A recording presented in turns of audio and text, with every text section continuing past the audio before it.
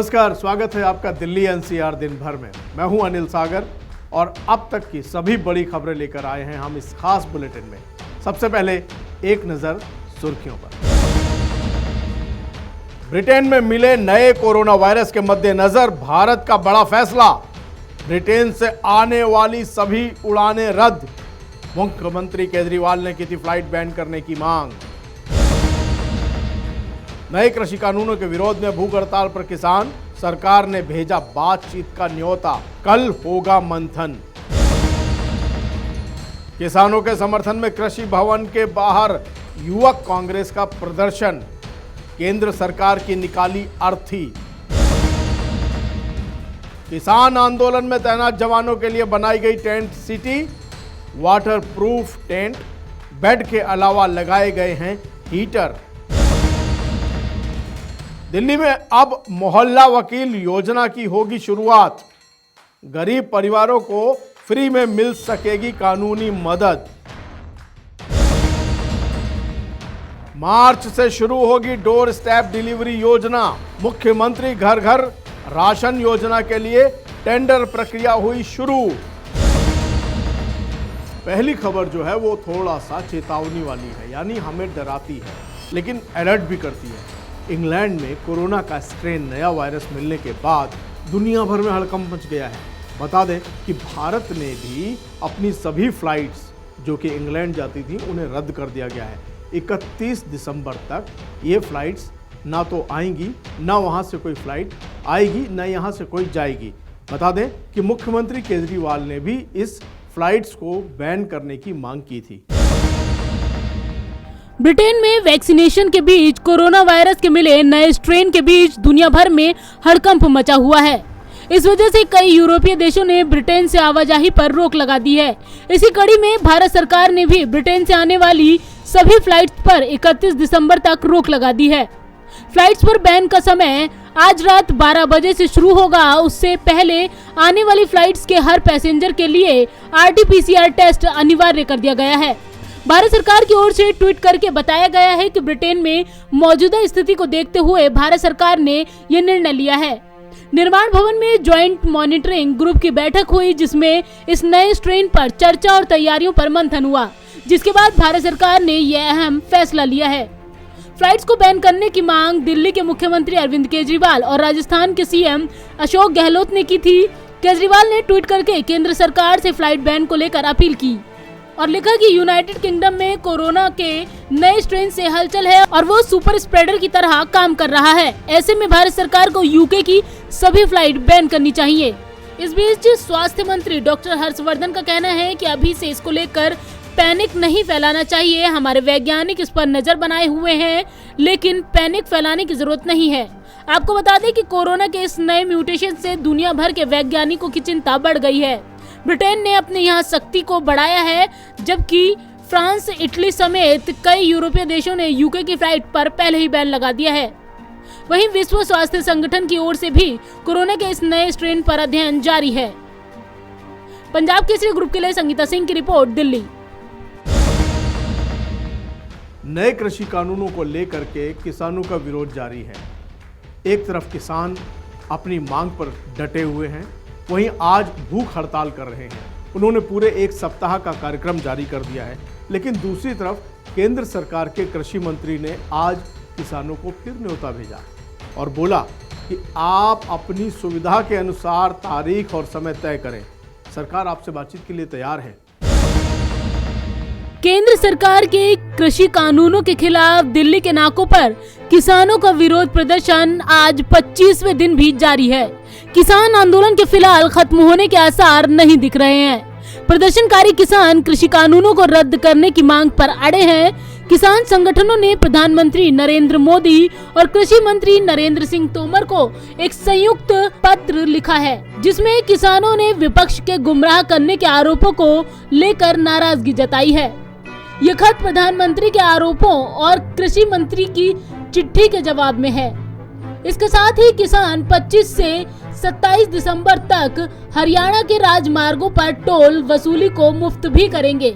वहीं 23 दिसंबर यानी किसान दिवस के दिन भारतीय किसान यूनियन नेता राकेश टिकैत ने लोगों से अपील की है कि 23 दिसंबर को एक दिन का उपवास रखें। उधर किसान नेता जगजीत सिंह डल्लेवाला ने लोगों से किसानों के समर्थन में ताली और थाली बजाने की अपील की है। 27 तारीख को हमारे प्रधानमंत्री जी मन की बात कहने वाले हैं। वो मन की बात कहेंगे, लेकिन हम पूरे देश को आज की इस प्रेस कॉन्फ्रेंस के माध्यम से ये एक संदेश देना चाहते हैं कि सभी लोग जैसे एक बार कोरोना को भगाने के लिए हमारे भारत के प्रधानमंत्री जी ने थालियां खड़कवाई थी ना, अब उनकी बात को शोर में, उनकी मन की बात को शोर में डुबो देने के लिए हम पूरे देश के लोगों को ये कहेंगे कि जितनी देर तक प्रधानमंत्री जी मन की बात कहते रहें, उतनी देर तक अपने अपने घर पे वो थालियां खड़काकर इसका विरोध करते रहें। इस बीच रविवार शाम को किसान एकता मोर्चा का फेसबुक पेज भी बंद हो गया था। फेसबुक ने कम्युनिटी स्टैंडर्ड का हवाला देते हुए पेज को अनपब्लिश किया। इसे लेकर किसान एकता मोर्चा ने ट्वीट किया। किसान एकता मोर्चा ने ट्वीट कर कहा कि जब लोग आवाज उठाते हैं तब ये यही कर सकते हैं। भारी विरोध के बाद अब ये पेज फिर से फेसबुक पर शुरू हो गया है।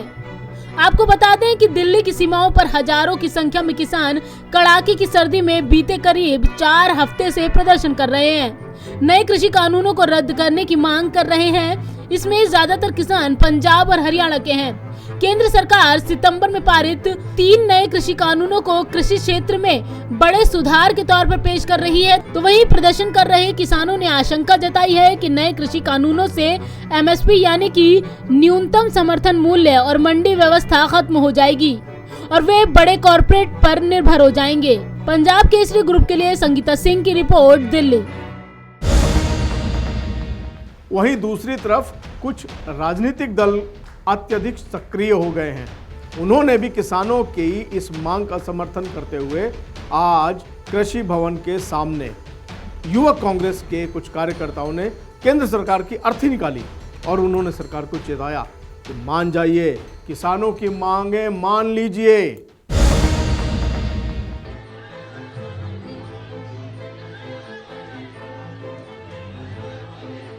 हाथों में किसानों के समर्थन में बैनर और मोदी सरकार के खिलाफ नारेबाजी। ये नजारा दिल्ली में कृषि भवन के बाहर का है, जहां किसानों की मांगों के समर्थन में यूथ कांग्रेस के सैकड़ों कार्यकर्ता सड़कों पर उतरे, किसानों की मांगों को जायज ठहराया और मोदी सरकार के खिलाफ जमकर नारेबाजी की। इस दौरान केंद्र सरकार की अर्थी भी निकाली गई। इससे ज्यादा किसान शहीद हो चुके हैं। 3 और 4 टेम्परेचर में लोग वहां पर बैठे हैं अपनी मांगों को लेकर, लेकिन नरेंद्र मोदी को घूमने फिरने से फुर्सत नहीं है और इनकी बातें सुनने के लिए टाइम नहीं है। सिर्फ रेडियो के बात करने से देश नहीं चलता है मोदी जी। और अन्नदाता किसान की अगर बात नहीं सुन रहे, कृषि प्रधान देश में 70% से ज्यादा लोग किसानी से जुड़े हुए, उनकी बात आप सुनना नहीं चाहते, तो आप सिर्फ अदानी और अंबानी की बात सुनना चाहते। जिस तरीके से इतने लोग शहीद हुए, याद रखना आपके भी इसी तरीके से अर्थी ये लोग निकालने वाले हैं। इन कार्यकर्ताओं में आंदोलन के दौरान हुई किसानों की मौतों को लेकर गुस्सा है, जिसके लिए इन्होंने केंद्र सरकार को ही कसूरवार ठहराया है और प्रदर्शन में अर्थी लेकर निकले पीएम मोदी और अमित शाह के मास्क लगाकर गुस्सा जाहिर किया। साथ ही कृषि कानूनों को काला कानून बताते हुए वापसी की मांग बुलंद की। देश में भारतीय जनता पार्टी की सरकार किसान विरोधी 3 काले कानूनों को लेके आई, जिसको लेके पूरे देश के किसानों में भारी रोष है और देश की राजधानी को लगातार 26 दिनों से देश भर से आए किसानों ने घेरा हुआ है और लगातार वो मांग कर रहे हैं कि ये काले कानून वापस होने चाहिए। इस 26 दिनों के अंदर 25 से अधिक किसानों ने अपनी जान गंवाई है, लेकिन इस सरकार के किसी मंत्री ने, किसी सांसद ने एक संवेदना के एक शब्द तक उनके मुंह से नहीं निकला। ये दर्शाता है कि किस तरीके का चाल चरित्र और चेहरा इस भारतीय जनता पार्टी की सरकार का है। हम भारतीय युवक कांग्रेस के तमाम कार्यकर्ता, भारतीय युवक कांग्रेस के राष्ट्रीय अध्यक्ष माननीय बीवी श्रीनिवास जी के आदेश अनुसार आज कृषि भवन के ऊपर हम प्रदर्शन कर रहे हैं। जब तक ये काले कानून वापस नहीं होते हैं, इसी तरीके से भारतीय युवक कांग्रेस किसान आंदोलन में सभी किसान भाइयों के साथ है और सड़क से संसद तक इसी तरह से इस आंदोलन का समर्थन करते हैं। आपको बता दें कि दिल्ली की सीमाओं पर किसानों का प्रदर्शन बीते करीब 1 महीने से जारी है। किसान बॉर्डर पर डटे हुए हैं और सरकार के आगे अपनी मांगों पर झुकने को तैयार बिल्कुल भी नहीं है। किसानों के समर्थन में देश भर के कई राजनीतिक दल भी हैं और कांग्रेस भी खुलकर किसानों का समर्थन कर रही है। इसी कड़ी में यूथ कांग्रेस ने किसानों के समर्थन में ये प्रदर्शन किया। दिल्ली से कमल कंसल के साथ संगीता सिंह की रिपोर्ट, पंजाब केसरी ग्रुप।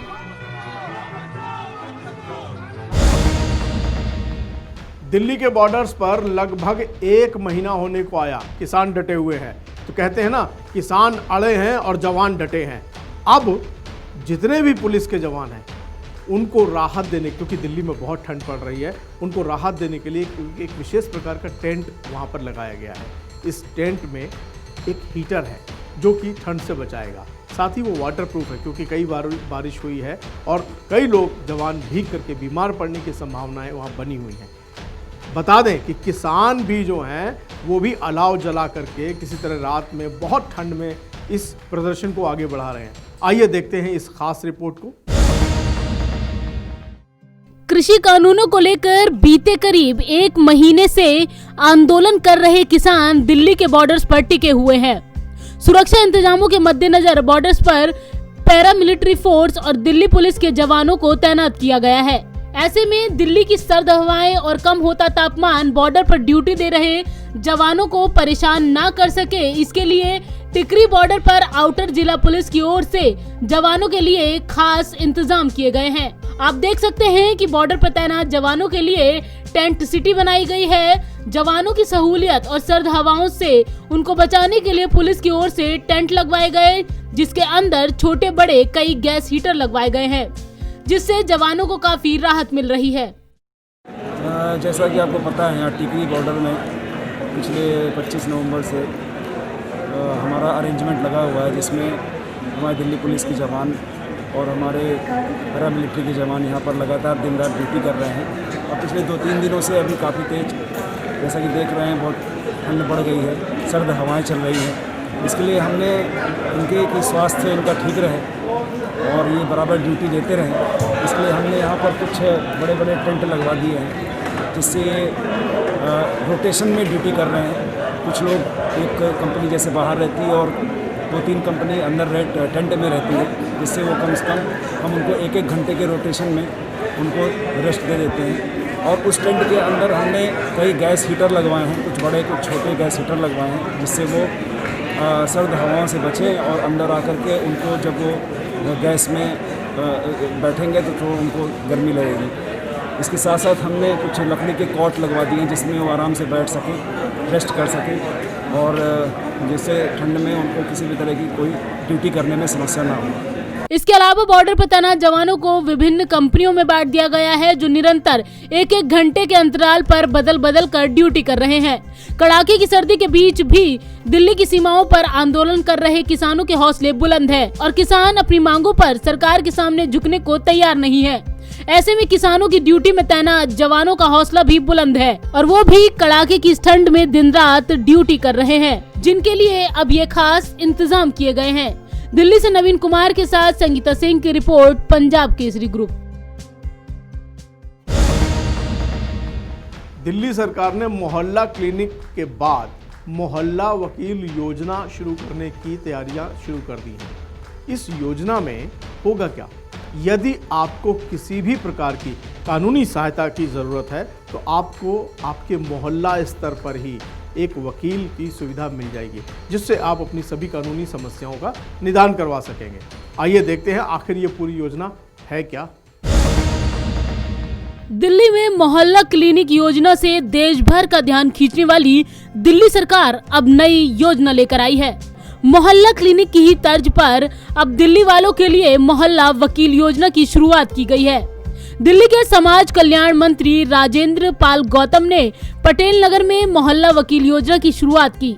इस योजना से मोहल्ले में रहने वाले लोगों और गरीब परिवारों को कानूनी सलाह का लाभ मोहल्ले के अंदर ही मिलेगा। अच्छा है, होना चाहिए। दिल्ली में ऑलरेडी आपको पता होगा, डिस्ट्रिक्ट वाइज जो है डालसा का आपने नाम सुना होगा, Delhi legal aid services authority, उसके माध्यम से मुफ्त में वकील प्रोवाइड कराए जाते हैं दिल्ली की सरकार के द्वारा। और लेकिन ये अच्छा कंसेप्ट है कि एकदम डोर स्टेप पे, एकदम कॉलोनी के अंदर है। मुझे लगता है इसका लोगों को लाभ मिलेगा। सर और भी कई जगह खोले जाएंगे सर इस तरह के मोहल्ला क्लिनिक? ये अभी आनंद पट फाउंडेशन ने शुरू किया है, अब उनका प्लान है वो कहाँ तक करेंगे। ये तो अच्छी बात है। बाकी सरकार ने तो हर जिले में ऑलरेडी अवेलेबल किया हुआ है सर। विधानसभा में जो बिल पारे गए सर उसके ऊपर क्या कहना सर? ये बिल जो बनाए गए थे केंद्र सरकार के द्वारा, ये एक तरीके से देखा जाए तो अपने बड़े बड़े पूंजीपतियों को फ़ायदा पहुंचाने के लिए बनाए, और जिन लोगों के लिए बनाए बताते हैं किसानों के लिए। किसानों की सलाह नहीं ली गई, किसानों को पसंद नहीं तो ज़बरदस्ती क्यों थोपे जा रहे हैं, इसलिए इनको फाड़ना उचित है। इस योजना का फायदा उन गरीब तबकों को होगा जो पैसे के अभाव में कानूनी सलाह के लिए वकील नहीं कर सकते। अब इस योजना की मदद से अपने लिए वकील और कानूनी लड़ाई लड़ सकते हैं। मोहल्ला वकील योजना का मूल उद्देश्य गरीबों को न्याय दिलाने में मदद करना है। इसके साथ ही सरकार पर RTI लगाकर ये जानने में भी मदद कर सकते हैं जिसमें मोहल्ला वकील इनकी मदद करेंगे। जो मोहल्ला वकील जो कंसेप्ट है, भीमराव अंबेडकर मोहल्ला वकील, वो कंसेप्ट ये कहता है कि अगर आपको कोई भी तकलीफ हो, कोई भी गरीब व्यक्ति जिसको कोई लीगल सहायता चाहिए होती है, कोई भी RTI मारनी हो, सरकार पे सवाल उठाना हो, तो उसके लिए उसके मोहल्ले में एक ऐसा वकील बैठा हो या ऐसा कोई सहायता देने वाला बैठा हो जहाँ पे वो ग्राउंड पे जाए, उतरे और उसको मोहल्ले में ही उसका वकील मिल जाए। तो मोहल्ला वकील कंसेप्ट यही कहता है कि आप लोग जो भी तकलीफ आपको होती है आप ग्राउंड पे उतरिए, अपने आसपास आजू बाजू देखिए कि ग्राउंड कोई पार्क वहाँ पे है, वहाँ मोहल्ला वकील का सेटअप होगा, वहाँ जाइए, उसकी तकलीफ अपनी तकलीफ बताइए। मिनिमम 1 दिन और मैक्सिमम 7 दिन के अंदर आपको आपकी दिक्कतों का, आपकी उलझनों का, समस्या का समाधान आपको मिल जाएगा। ये है मोहल्ला वकील। इस योजना के बाद अब लोगों को मोहल्ले में ही कानूनी सलाह मिलेगी। आगे चलकर जगह जगह इस तरह के मोहल्ला वकील योजना का दायरा भी बढ़ाया जाएगा ताकि दिल्ली के उन गरीब परिवारों को सुविधा मिल सके जो पैसों के अभाव में कानूनी सलाह भी नहीं ले पाते थे। दिल्ली से मोहम्मद इरफान के साथ संगीता सिंह की रिपोर्ट, पंजाब केसरी ग्रुप। ये था हमारा खास बुलेटिन। आप अपना ख्याल रखिए और देखते रहिए पंजाब केसरी नवोदय टाइम्स टीवी। मुझे यानी अनिल सागर को दीजिए इजाजत। नमस्कार।